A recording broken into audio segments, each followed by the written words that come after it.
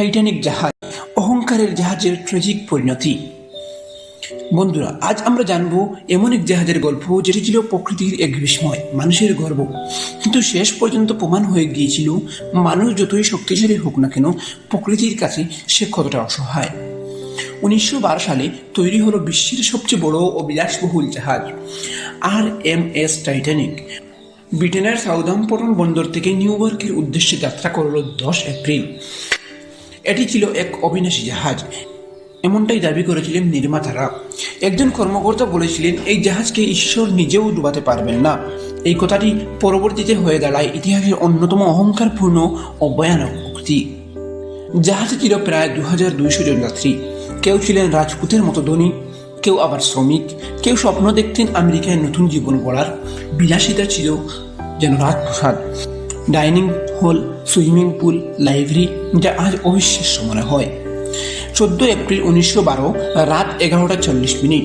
উত্তর আটলান্টিক মহাসাগরের বরফ চাপার সাথে ধাক্কা লাগে টাইটানিকের। প্রথমে তেমন কিছু বোঝা যায়নি, কিন্তু নিচের অংশে ছিদ্র হয়ে যায় আর ধীরে ধীরে জল ডুবতে শুরু করে। কিছুক্ষণের মধ্যে নিশ্চিত হয়ে গেল টাইটানিক ডুবছে। জাহাজে লাইফবোট ছিল 1200 জনের জন্য। অনেক নারী ও শিশুকে উঠতে দেওয়া হলেও পুরুষরা অনেকেই থেকে গিয়েছিলেন নিচে। সেদিন দেখা গিয়েছিল মানুষের মধ্যে ভয়, ভালোবাসা, আত্মত্যাগ ও নিষ্ঠুরতা, সবকিছুই একসাথে।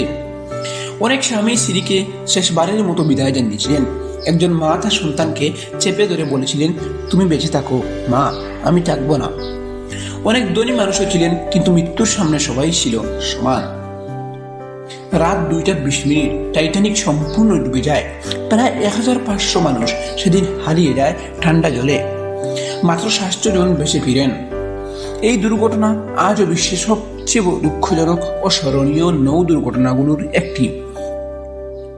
টাইটানিক শুধু এক দুর্ঘটনার নাম নয়, এটি এক গর্বের পতন, এক মানবিক শিক্ষার পাঠ।